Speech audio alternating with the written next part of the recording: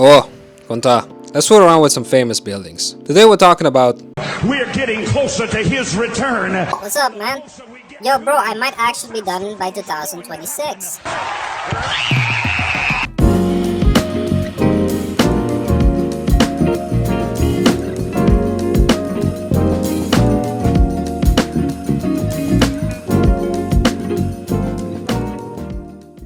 The Sagrada Familia, the world's most famous unfinished masterpiece and quite possibly the most overachieving construction site in history. The Basilica y Temple Expiatori della Sagrada Familia, or as locals call it, that big church with the scaffolding, it's been under construction since 1882 and still not finished. Originally designed by Francisco de Paula del Villar, who imagined a nice little Gothic revival church, but then along came Antoni Gaudí, who took one look and said, "Nice, but hold my beer."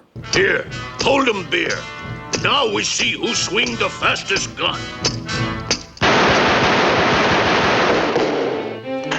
Gaudí got involved in 1883, took one look at the original Gothic revival design and basically said, let's make this weirder. He proceeded to combine nature, geometry, religious symbolism, and what if this tower was taller than your house energy into a design that looks like a Gothic cathedral got caught in a lava lamp. When Gaudí died in 1926, hit by a tram, only 15 to 25% of the basilica was complete. Some say that's slow.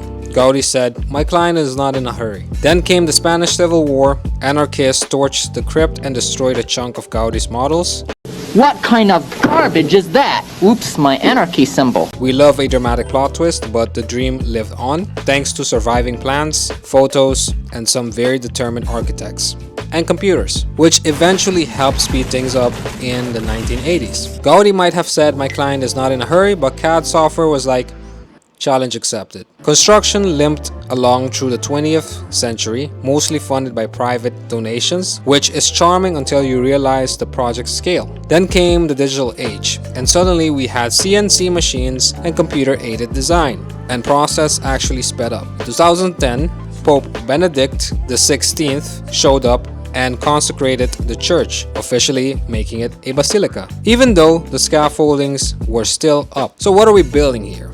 A basilica technically, not a cathedral. There's already the Barcelona Cathedral. This basilica is just huge. For those who don't know, cathedrals outrank basilicas when it comes to authority. By 2024, 13 out of the planned 18 spires had been built, including one with a giant illuminated 12-pointed star for the Virgin Mary that looks like it could pick up satellite signals. The tallest spire, for Jesus, of course, will top out at 172.5 meters, just shorter than Barcelona's Montjuïc Hill.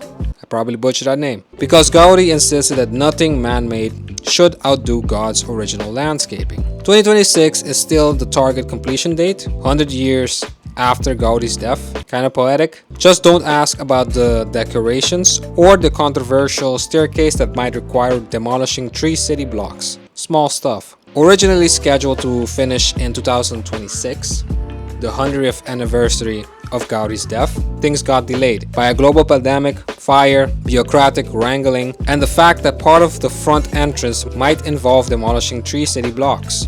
Again, no big deal, just casually relocating 1,000 people to finish a stairway.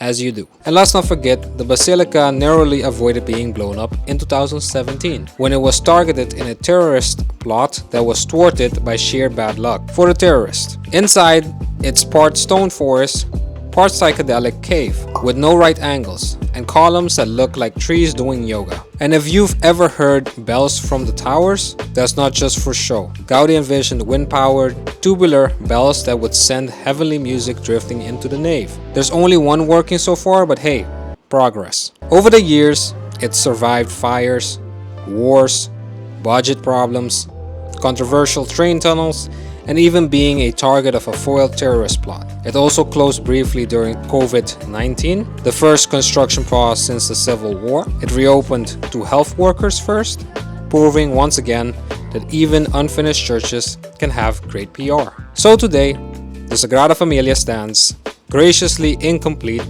wildly ambitious, and unapologetically weird. It's been called everything from a masterpiece to a melting sandcastle, and honestly, it's both. So whether you see it as a masterpiece, a monstrosity, or a really elaborate group project that never ends, one thing's clear. Sagrada Familia is the only building in the world where under construction is basically a design feature. Anyway, that's pretty much it. I hope I gave you guys an appreciation for still under construction, and thank you for watching.